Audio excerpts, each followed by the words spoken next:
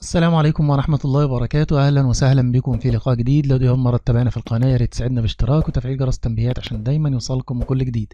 بعد توقيت القناة الناقلة لمباراة نادي مولودية الجزائر ونادي وفاق سطيف في لقاء الجولة السادسة والعشرين من الدوري الجزائري لموسم 2025.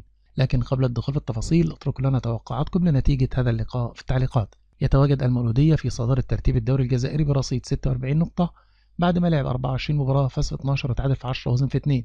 بينما يتواجد وفاق سطيف في المركز الخامس برصيد 38 نقطة بعد ما لعب 25 مباراة، فاز في 10 وتعادل في 8 وهزم في 7.